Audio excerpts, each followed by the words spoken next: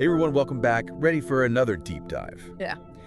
Today, we're tackling something that I think we all could use a little more of, a little more clarity. Clarity. Yeah, I love that. It's like, have you ever tried to find something in a room that's just totally overflowing with stuff? Oh, yeah. Like, you can't even see the floor. It's the worst. It's the worst. It's so frustrating. And you just want to give up. Right. Clarity is kind of like clean out that room, Yeah.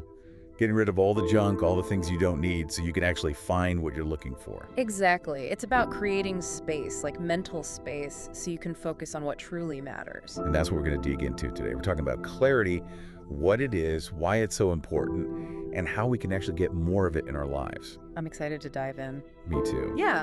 So, one of the things that really got me thinking about this whole clarity thing was this idea of deciding what not to do. Like choosing to say no to certain things. Yeah, that's powerful. It is. And it reminded me of Steve Jobs. Oh, When he came back to Apple, back in the day, he actually slashed their product line. really? Yeah, by like 70%. Wow. That's a lot. I know it seems kind of extreme, right? But he had this whole philosophy about focus. I see. He realized that if Apple was trying to do too many things, they wouldn't be able to do any of them really well. Right, spreading yourself too thin. Exactly.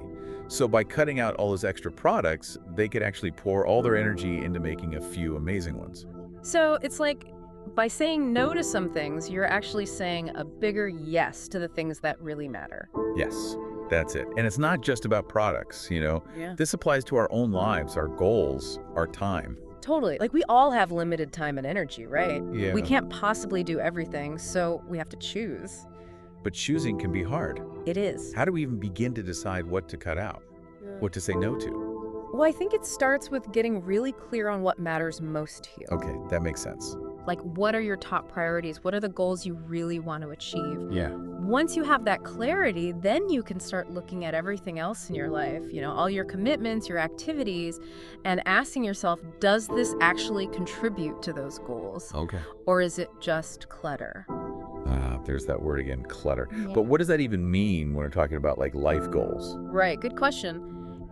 It can be a little bit abstract, right? Yeah. But I think of it as anything that distracts you from those main objectives. Okay. It could be actual physical clutter, like that room we were talking about. Right. An overflowing inbox or a messy desk. Oh, yeah.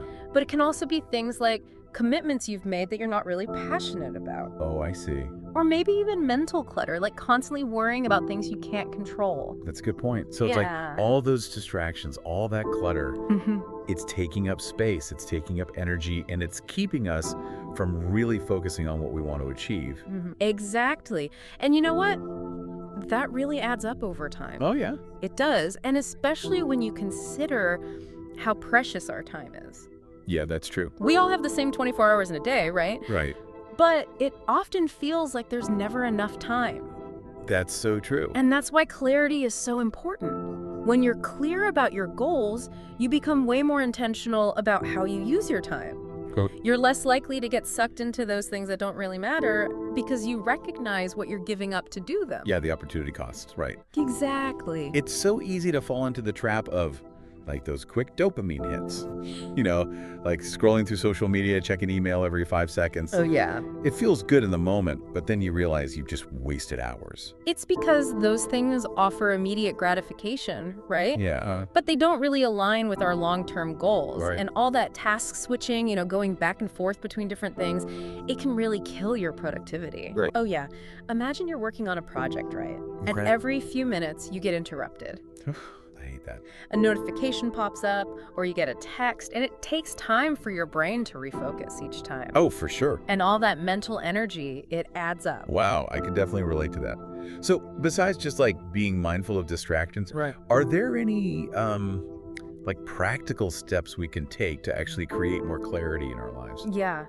There's this visualization that I find really helpful. Okay. Okay, so imagine you have this map, right? Yeah. And it has like countless roads on it representing all the different paths you could take in life. Okay.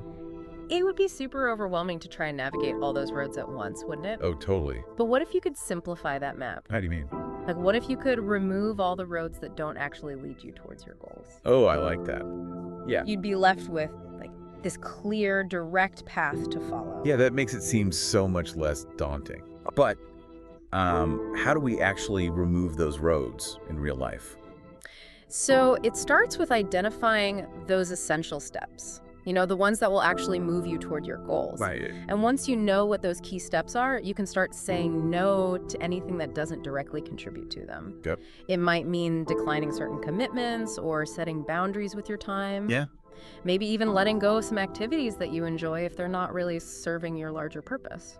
It sounds like creating clarity is really about making tough choices and being your own advocate. It is. And it's not like a one-time thing. It's an ongoing process. Oh, right. Because life is constantly changing, right? Yeah. So your goals and your priorities might shift over time. The key is to kind of regularly check in with yourself, reevaluate your life map, and make adjustments as needed. Wow, this has been so insightful. Yeah. So to recap, achieving clarity involves identifying our priorities, eliminating those distractions, and focusing on the steps that will actually move us towards our goals. You got it. Awesome. And as you go on this journey, I want you to ask yourself this, okay?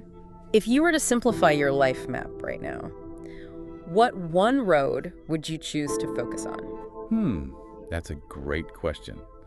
I think I'm going to have to sit with that one for a while. Me too. Well, thank you so much for joining us on this deep dive into the power of clarity. Remember, it's a journey, not a destination. But with focus and intention, you could absolutely create a clear path towards a more fulfilling life. Absolutely. Thanks for listening, everyone. See ya.